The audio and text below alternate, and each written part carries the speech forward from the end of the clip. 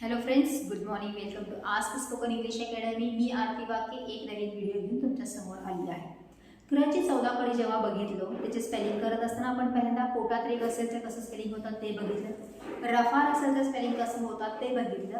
आता त्याचाच अजून एक भाग राहिलेला आहे, तो आहे वाटी. वाटी म्हणजे काय? तुम्ही जो कॉन्सोनंट लिहिलेला असता त्याच्या खाली अशा प्रकारे एक साइन येते, त्याला मराठीमध्ये वाटी म्हणतात. तर अशा प्रकारचे जर स्पेलिंग करायचे झाले तर ते कसे होतात ते आपण बघणार आहे.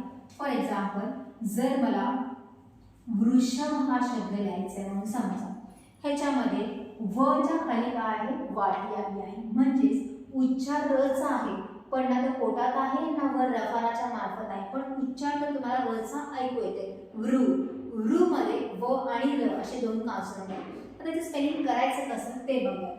Whenever we are going to make the spelling, we need consonant and vowel combination.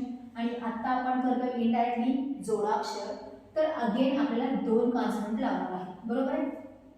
पण इथं जेव्हा आपण वाटीचे स्पेलिंग करणार आहे तेव्हा आपल्याला एक वोवल सुद्धा कॉमन मिळणार आहे. तो कोणता तर बघूया.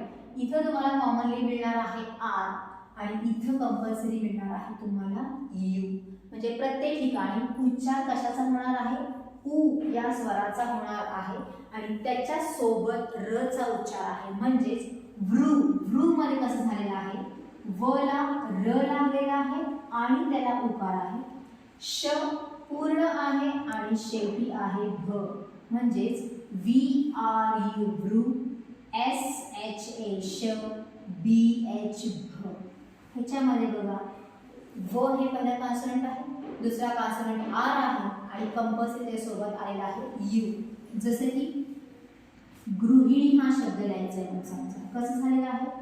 ग साठी आपण वापरतो जी, र साठी वापरणार आहे आपण आर. परत ही जी वाटी आहे ह्याच्यामध्ये उ चा उच्चार आहे म्हणून आलेला आहे यू. गृ ही श्रुती, श्रुतीमध्ये एस एच चा उच्चार आहे, परत आर चा उच्चार आहे आणि आहे उकार. श्रु ती. मृणाल कसं झालं उच्चार? म ला आर लागलेला आहे आणि उकार आहे N A L, Mrinal. Vrishali, V R U वृ, एस एच ए श, एल आय ली, वृषाली. जर तुम्ही प्रत्येक स्पेलिंग मध्ये बघत असाल तुम्हाला आर नंतर यू हा वोवल काय आहे? कंपल्सरी दिसणार आहे. प्रत्येक ठिकाणी जिथं जिथं वाटी आहे तिथं तिथं आर आणि यू हे दोन्हीही मिळूनच येणार आहे, आणि तो ज्या कॉन्सोनंट सोबत आलेला आहे त्याच्यासोबत राहणार आहे. म्हणजे भरपूर सारे वर्ड्स तुम्ही बघू शकता, जसं की पृथ्वी आहे, त्याच्यानंतर गृहोपयोगी,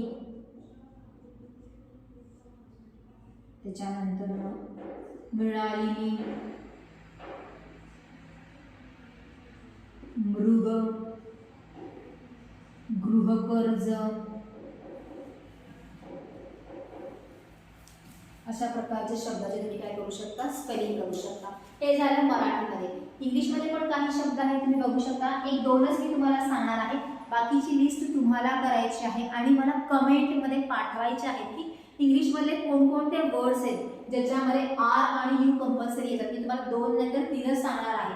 तुम्हाला ही टास्क आहे, तुम्हाला स्टडी करायचं आहे. फक्त मी शिकवतच जाते आहे आणि तुम्ही ऐकतच जात आहे, ते मी त्याचं काय करता हे मला पण दिसलं गरजेचं. सो कमेंटमध्ये तुम्हाला ह्याचे वर्ड्स पाठवायचे, जसं की ट्रूथ,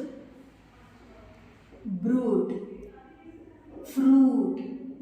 त्याच्यामध्ये बघा आर आणि यू तुम्हाला दिसत आहे. तर अशा प्रकारे कोणते इंग्लिशचे वर्ड्स आहेत हे तुम्हाला कमेंटमध्ये मला पाठवायचे आहेत, ज्याच्यामध्ये शब्दाला खाली वाटी आलेली आहे, ज्याच्यामध्ये आर आणि यू असा चा उच्चार येणार आहे.